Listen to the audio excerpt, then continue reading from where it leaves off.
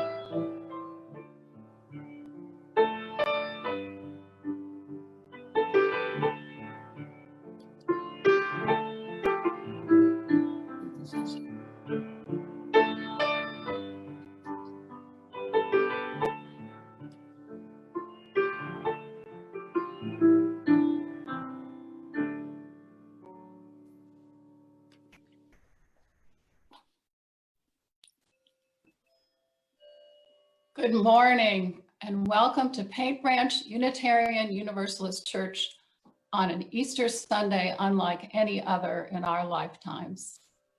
Thank you, David, for that welcoming music, Rising Green, words and music by Carolyn McDade.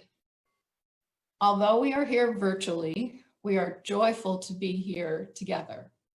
We hope that everyone is staying safe in our days of social distancing.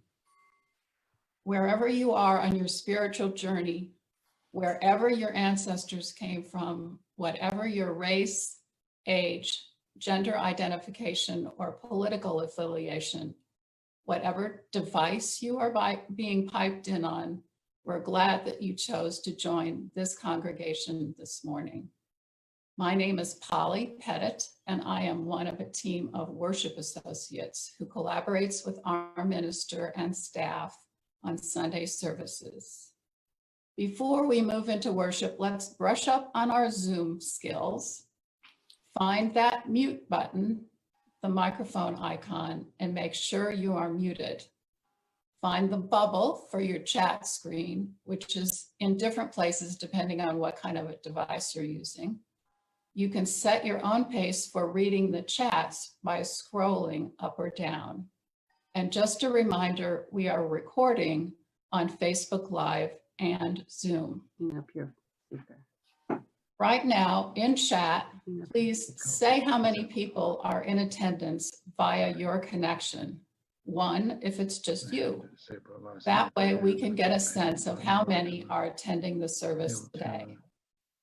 And if you're visiting us for the first or second time, please post who you are in chat and provide contact information there if you'd like us to be in touch with you. After the service, we will have coffee hour breakout rooms again.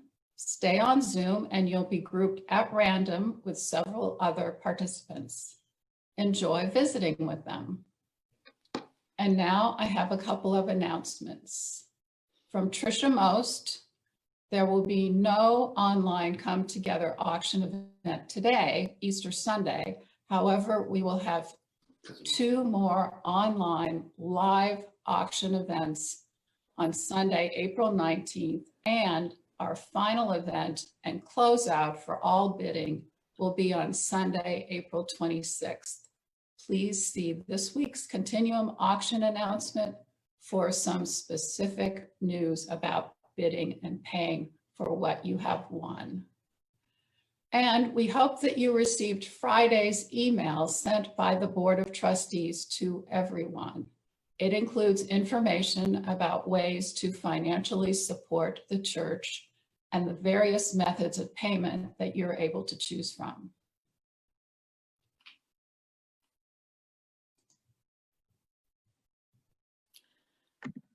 Good morning. I'm so glad to see you all here.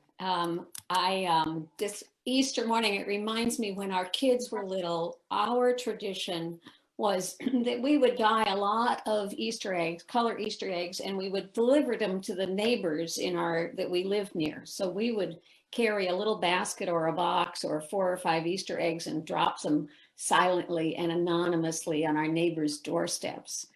And then in the morning, we would hide the Easter eggs in our yard, but we would hide them probably 10 different times. The kids would all hunt them and gather them up, and then we would go out and hide them again. Eventually, the kids would go hide them themselves. By the end of that morning, those poor little hard-boiled eggs were in very rough shape.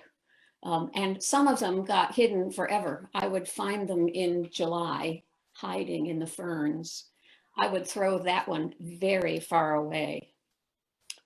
I want to read to you this morning some words from Cameron Trimble. We are journeying into a world unknown with the freedom to create anew. Yet, ironically, we have been here before. History moves as echoes of patterned pasts. All of our great movements have come from times of deep disruption. The new rituals will rise from us. You will find yourself singing a new song, and I will pray a new prayer, and your friend will find new words and ways to grieve. The rituals will come, but this time they will come from the truest expression of all of us living in this time and this place. They carry the realness of our world and the earnestness of our seeking the holy. This is as it should be. I invite you now to join us in singing. Eric and I will sing together hymn number 1000, Morning Has Come, words and music by Jason Shelton. Morning has come, arise and greet the day. Dance with joy and sing a song of gladness. The light of hope here shines upon each face. May it bring faith to guide our journey home. A new day dawns, once more the gift is given. Wonder fills this moment shared together. The light of peace here shines upon each face. May it bring faith to guide our journey home. Open our eyes to see that life abounds. Open hearts to welcome it among us. The light of love here shines upon each face. May it bring faith to guide our journey home. Thank you. And now I'm going to light our chalice.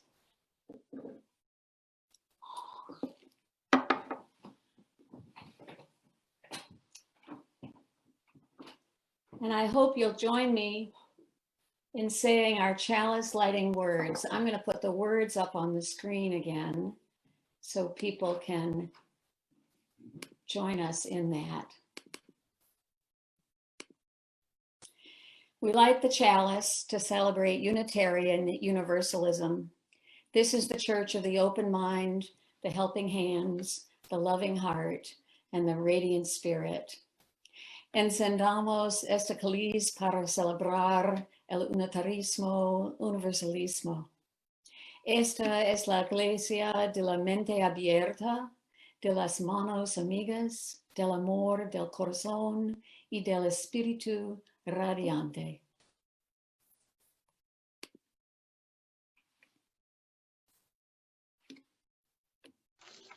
Good morning, my good people, and happy Easter. It's my favorite holiday. Many of you may remember last Easter when I told the story of Yeshua. And I call him Yeshua because that is the name his mother gave him. I spoke about the miracles told in the Bible being not at all miracles. They're more human, more ordinary, and more beautiful. The story of Yeshua is the story of a person who had the unmitigated gall to break all the rules and practice scandalous acts of love and kindness, drawing the circle of community and belonging ever wider. The miracle of the resurrection is also more human, more ordinary, and more beautiful. The story of the resurrection is mostly about a community of people who refused to allow the profound teachings of their friend to die with him, determined to be together no matter the obstacle, no matter that their way of being together had shifted so suddenly. It's the story of a community of people who went into the world forever changed, committed to breaking all the rules and practicing scandalous acts of love and kindness, drawing the circle of community and belonging ever wider. Since the time that we decided to host online service, I've cycled through all of the emotions of Yeshua's friends leading up to the resurrection: fear, confusion, disbelief, despair. And every Sunday since, I have celebrated with all of you my own personal Easter. Each Sunday, I see the faces of people I love, and I experience a resurrection of hope, of joy, of peace. And being together this way is not a miracle. It's more human, more ordinary, more beautiful. Being together this way is the fierce commitment of a community of people to be together no matter the obstacle, the commitment to scandalous love and kindness, drawing the circle of community and belonging ever wider. This strange pause in our normal lives will eventually pass, and we will be together again. The old model of being in physical community is not dead, it's just waiting. And when it's resurrected, it and we will be forever changed. Thank you, and happy Easter.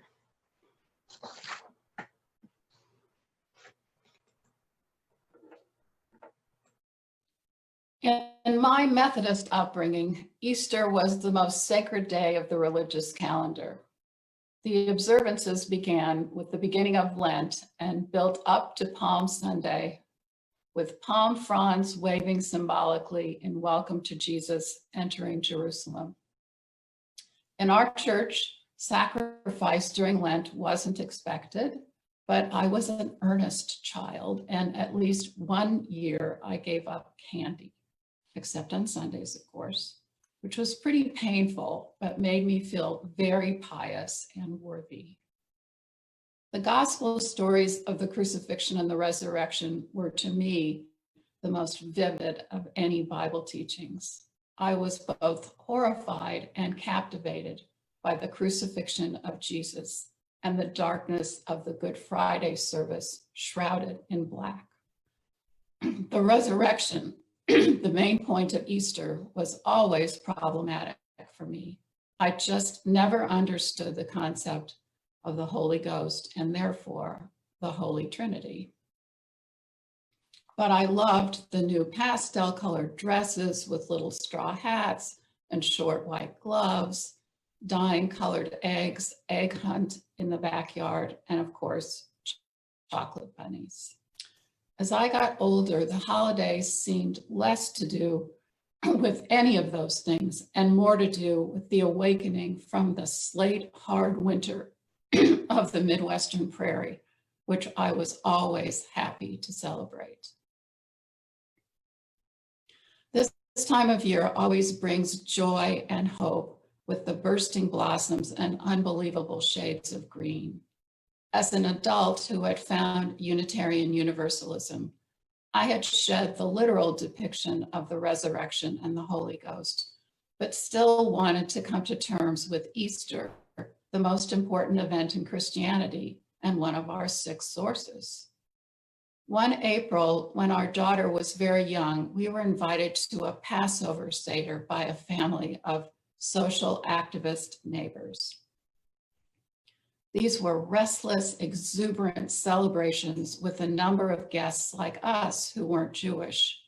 There were often a number of different Haggadahs, the guide to the Seder ritual, so the order was hardly strict. Sometimes the children jumped around acting out the 10 plagues of Egypt, and we sang and played handheld instruments. At some point, never the same year, there was a huge feast. We were all invited to bring whatever religious experience we had to the meaning of Passover, the liberation of the Jews from enslavement in Egypt, Moses receiving the 10 commandments and leading his people to the promised land. Everyone was encouraged to relate the themes to something relevant in the world or in our lives. It might be income inequality, climate chaos, mass incarceration. On scales large and small, what did freedom mean to us? Passover is also a time to express gratitude. Dayenu, one of the traditional songs sung after the meal, asks us to be grateful for what we do have and to recognize that everything we have at that very moment is enough. Our daughter is now an adult, and we have attended this Seder for perhaps 25 years. Passover has become my most treasured religious event, and it has been very painful not to celebrate at the Seder table this year because of the virus restrictions. A few years passed after our first Seder, and in my work, I found an even deeper meaning to this time of year. I worked with the United States Holocaust Memorial Museum at its inception on visual exhibitions showing the liberation of concentration camps at the end of World War II. I have looked at hundreds of film reels showing the worst of what humankind is capable of perpetrating on one another. An American army documented their liberation of Dachau in April 1945. In amongst the horrific images of tortured bodies and skeletal survivors, there are sometimes glimpses of flowering trees or burgeoning shoots forcing their way up through the earth, a contradiction that almost feels insulting, and yet a reminder that some forms of life are constantly resurgent.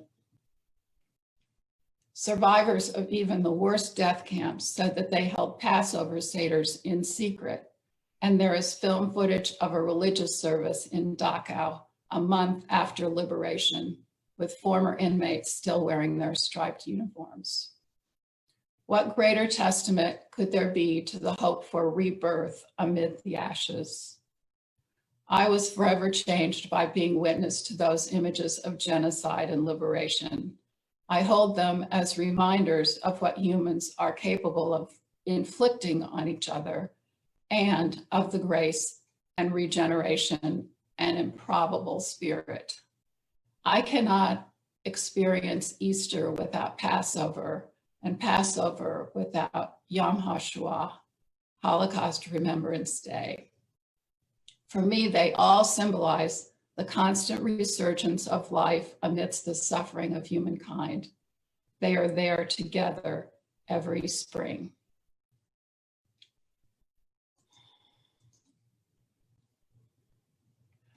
And now let us join our hearts and minds in a time of prayer and meditation.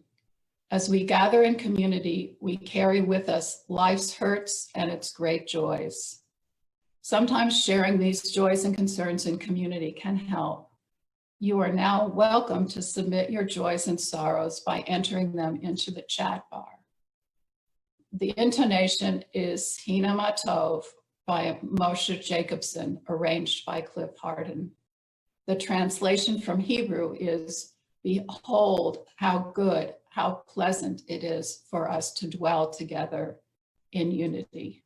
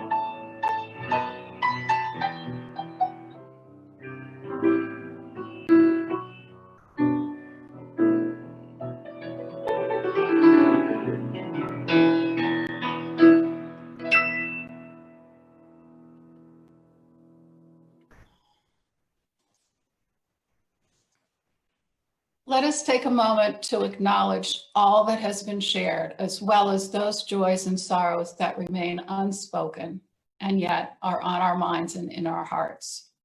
May we hold all these and one another in love and kindness, so that this congregation may be a source of strength and comfort, courage and hope in the days and weeks ahead.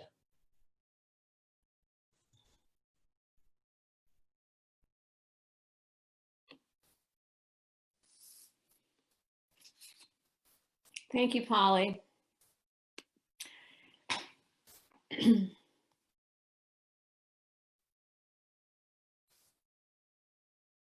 We're in a difficult time. Unemployment levels are soaring.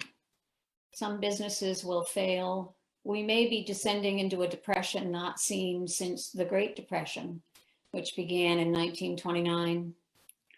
As Unitarian Universalists, we usually gloss over the horror of the crucifixion of Jesus and move right into the new beginnings of Easter, the spring flowers, the renewal of life, the rebirth of the world, spring gardens, baby animals, celebrations of life.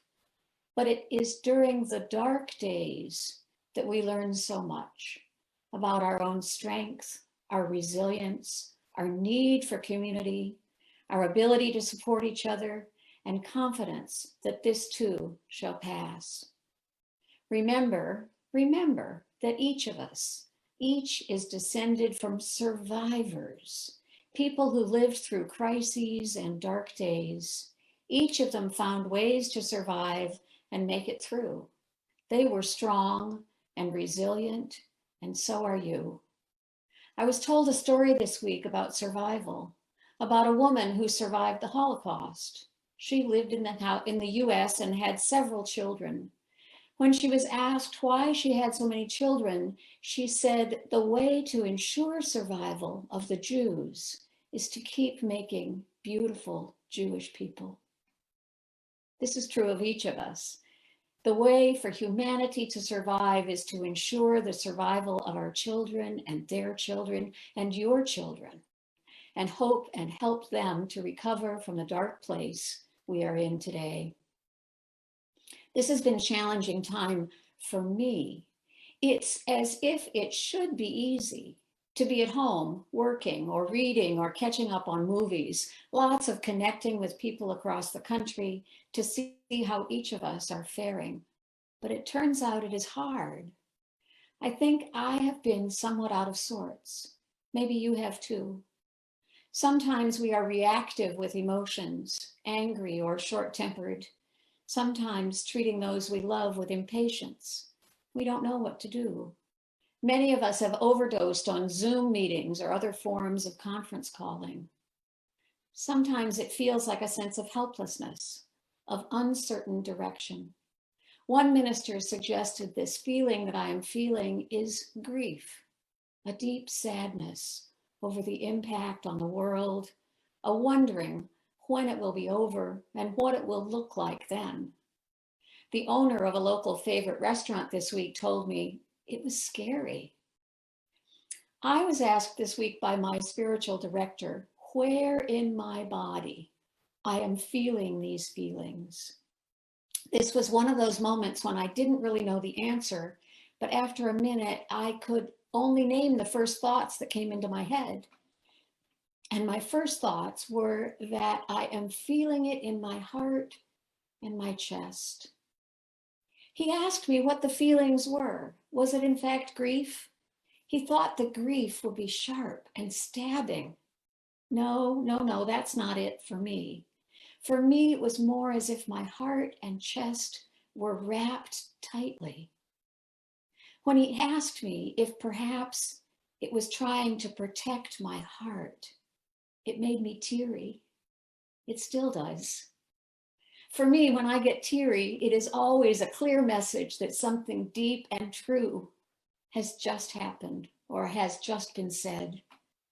There is truth in that for me.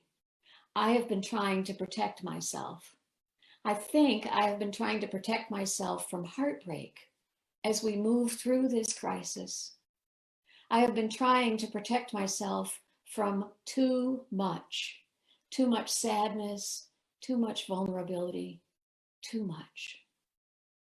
So I ask you, where in your body are you carrying your feelings? Take a minute. Take a minute and check in with yourself.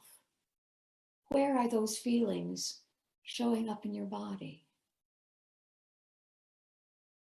I'm going to give you a minute to think about this. Take a breath. Feel where your feelings are.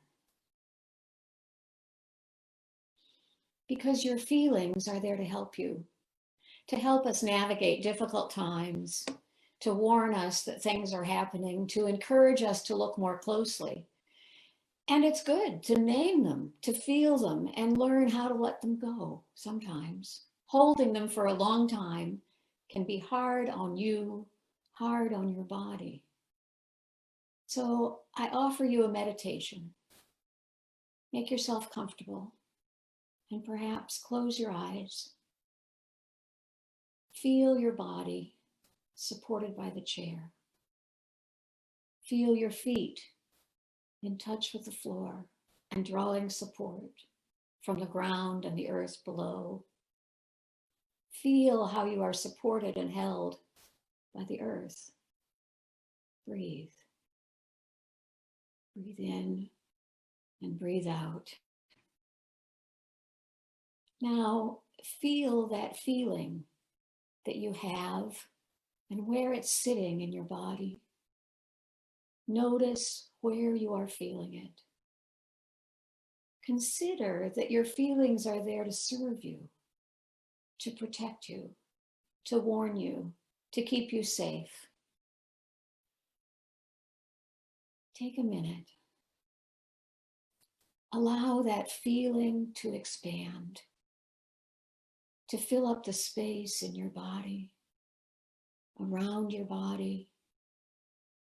Let it expand out into the room, into every corner of the room. Let it fill the space around you. Let it move past the room you're in, outside, into the infinite. And say this, thank you. Thank you for protecting me, for warning me, for helping me. I'm okay now. Thank you for protecting me. I'm okay now. Thank you for protecting me. I'm okay now. I'm okay now. I am okay now.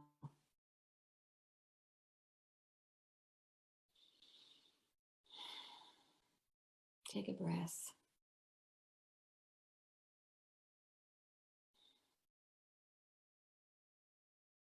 And come back and return to this community we are in together.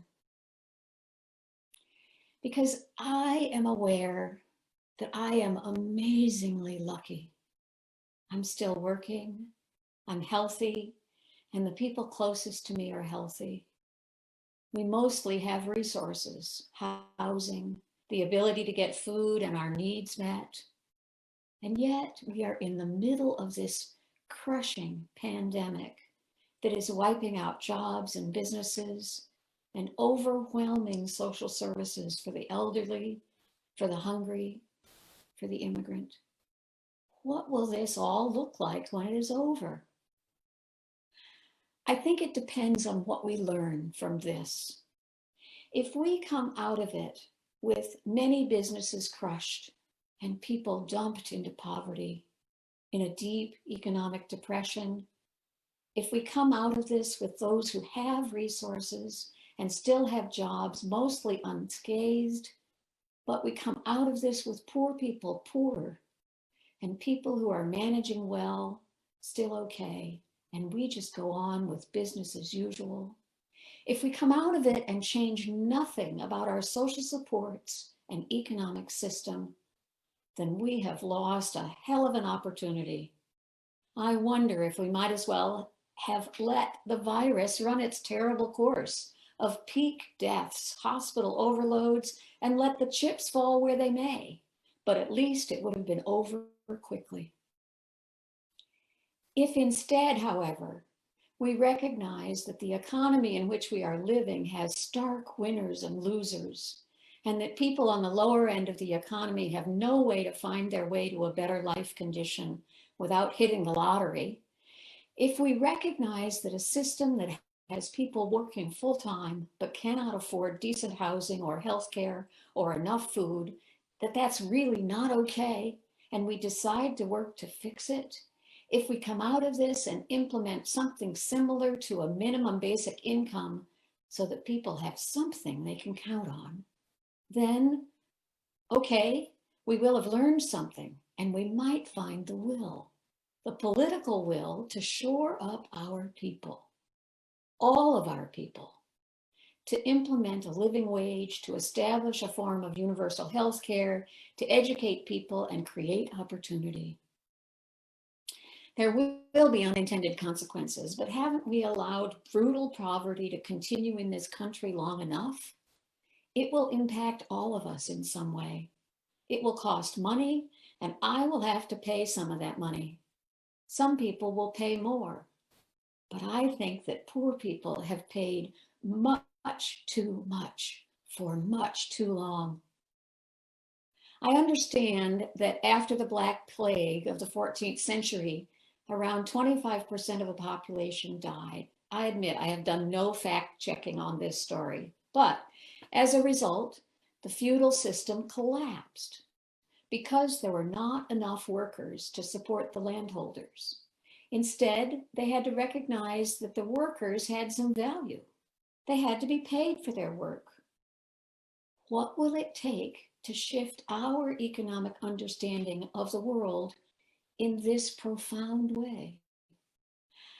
I wonder how we will feed people. The number of people unemployed is staggering. There is a huge number of people who have been working outside the system and will not qualify for unemployment compensation or for the emergency relief dollars that are being sent out. I'm picturing the soup kitchens and bread lines of the Depression and the makeshift communities of Hooverville in the 30s. I have come to the point today that I need to move out of my self-isolating cocoon and need to really see what is happening around me and find a way to make a difference. I want to find a place to contribute what I can, and I really want this congregation to come together to support some of the people who are making a difference. I want us as a community to be pulling together, working together, giving together to the folks in the area who are helping to fill basic needs. I have asked the Social Action Committee, SAC, to help us by bringing us recommendations for additional support we might provide. I hope to bring you a list of 4 or 5 entities so that those of us who can will support them, that we can support them as a congregation in different ways with our money, but also for those who can, there might be other ways we can help. I don't know the ways yet, but I hope to find them, part of a way that we can respond to the pandemic level of need. For me, I think local, direct, food and shelter, basic needs. I think that there are people whose most basic needs are going unmet. The first of these organizations I want to talk about is Community Crisis Services, CCSI. It is the group that organizes warm nights. I spoke with the development director yesterday. They are now housing people in individual units in a hotel and no longer housing people in volunteer churches as we have done for many years. They have been flooded with calls from people in need. They have increased their efforts to provide case management while still protecting their staff and clients. In addition, they operate Safe Passages, a domestic abuse shelter. We talked about how Paint Branch has been steady supporters of them for years as individuals and as a church community. I asked how we might be more involved in helping them now in this very strange time. Right now, they need sanitizer, laundry detergent for the high efficiency machines, sweats, pants and sweatshirts in various sizes for the people who come in straight from work and they need clean clothing to put on while they wash their own. And they can always use more volunteers for their hotline. It does require a 40-hour training program, but then 4 to 12 hours to volunteer per week. Some of us here at Paint Branch may find our way to volunteering. And of course, they need money. I asked if money or donation of stuff was better for them to receive. He said they have no preference. They don't actually have a magic arrangement that allows them to purchase the things they need at a special low price. So I urge you to act in the way that is meaningful to you. You can donate directly to them at the website communitycrisis.org, and Chris is going to put that up in the chat.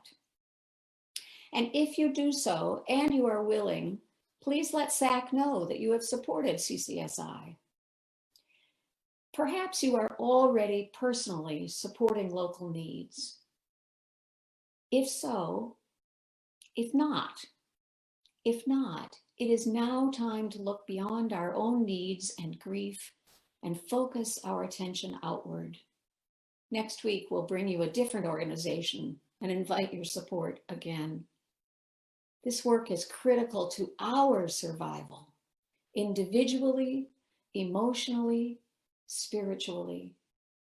Let us help our siblings survive. And in doing so, let our generosity tend to our spirit and our humanity. And remember, Deyanu, what we have is enough.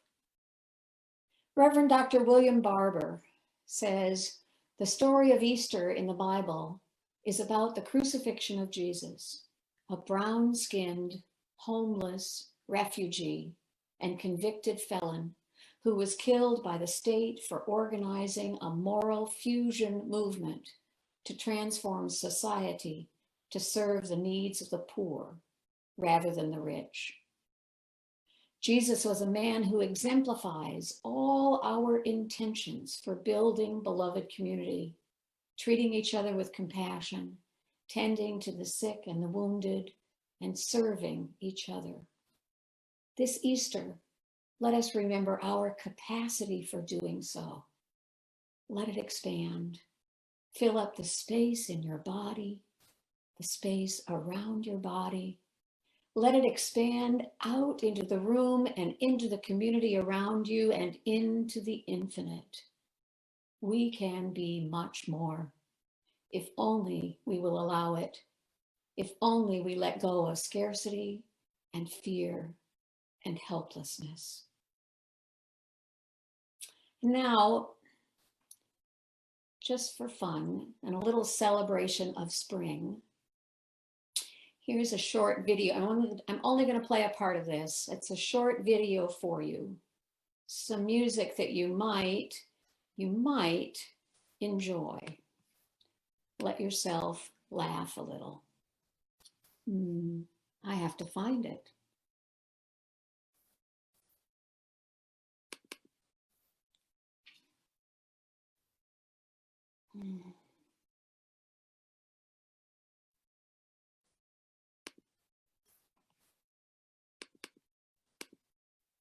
Here we go.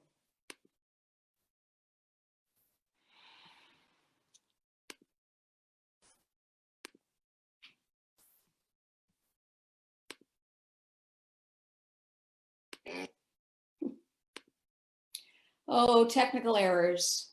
It's There's coming. one cause of aging No. you must never, if you want to look 5 or 10 or even 20 years younger, and enjoy the kind of skin. I'm going to find it. I promise. Hang with me.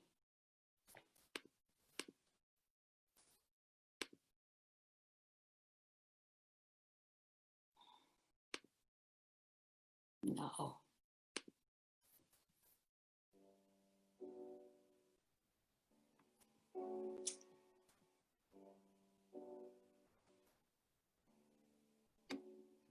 Okay, this is not the one that's going to make you laugh. I feel silly now.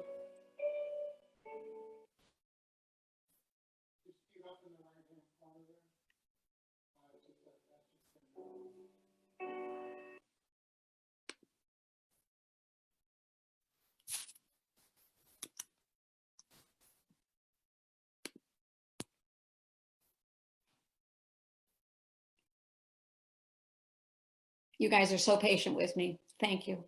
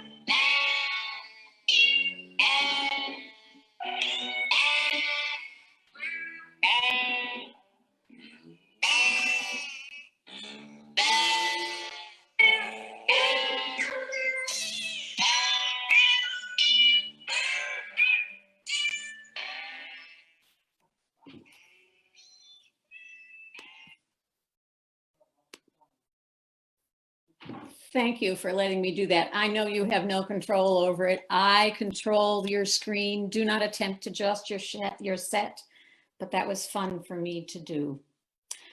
We are now going to join Jessica Sharp, who will be singing hymn number 1021, Lean on Me. Piece was written by Bill Withers, who died this week. I think you know the song. Jessica? I cannot believe you're making me follow that. I'm laughing too hard. Sometimes in our lives, we all have pain. We all have sorrow, but if we are wise, we know that there's always tomorrow.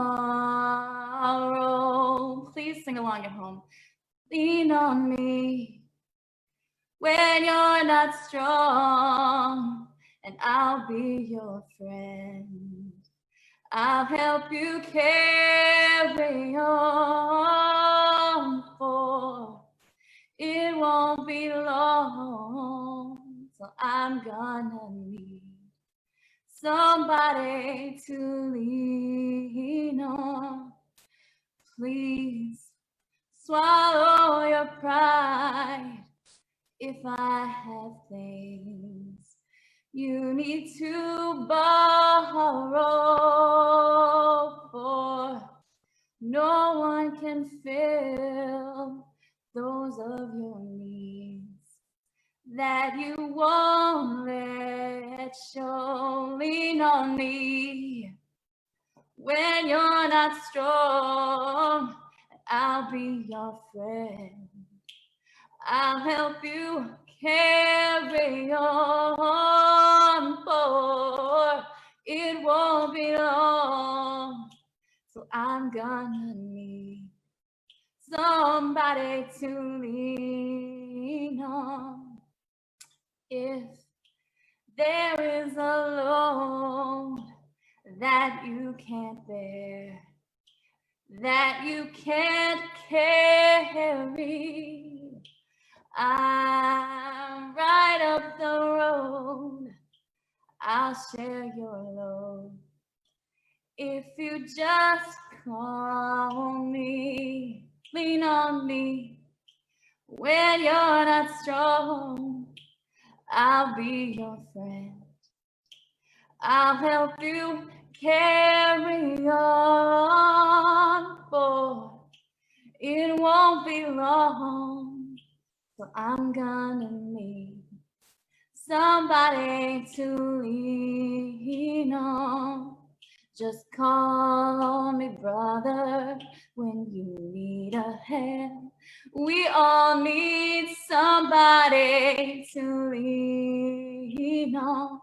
I just might have a problem that you'd understand. We all need somebody to lean on. One more time. Just call on me, sister, when you need a hand. We all need somebody to lean on. I just might have a problem that you'd understand. We all need somebody to lean on.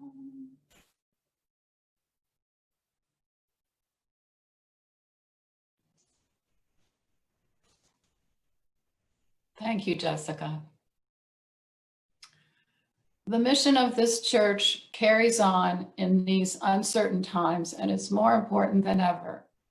We are so grateful to have the financial support of our members and friends. Please give as generously as you're able.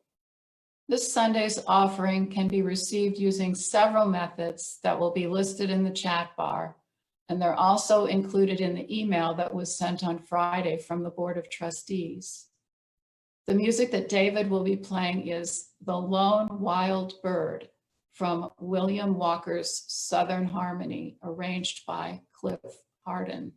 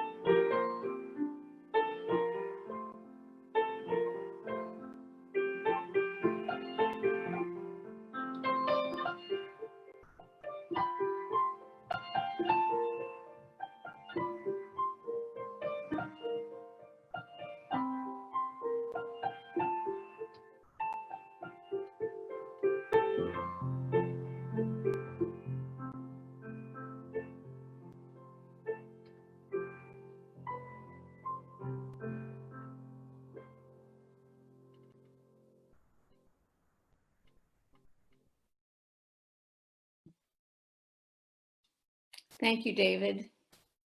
This week we are, David is playing from his home.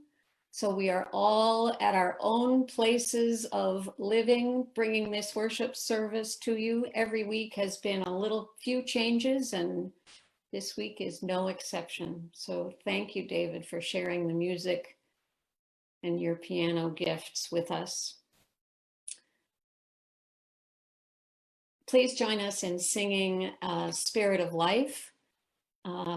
Again, Jessica Sharp is going to help us with that, and I'll post the words on the screen.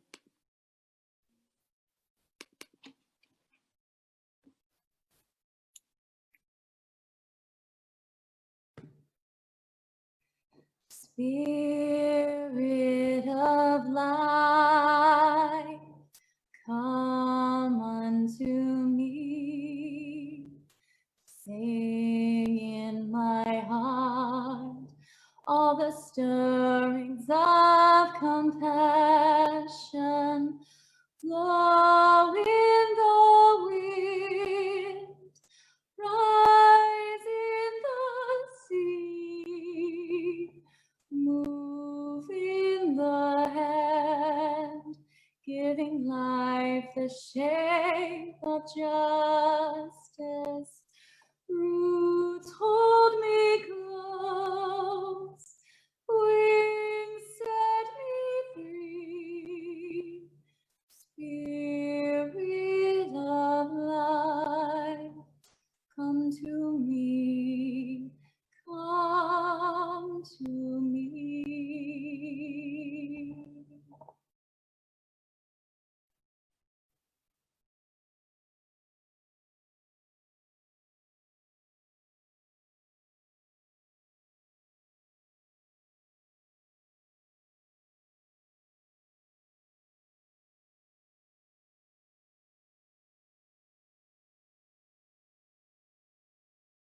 Rachel, you're muted. There you go. That. So I blew out the chalice. I tried to put it where you could see it. Thank you for that note, but I forgot that you couldn't hear me. After David plays his final music, I will break everybody up into breakout rooms. You're welcome to stay and visit with a few people, get to know somebody you may not know yet. I will unmute you before I put you into breakout rooms and after David plays. Thank you so much.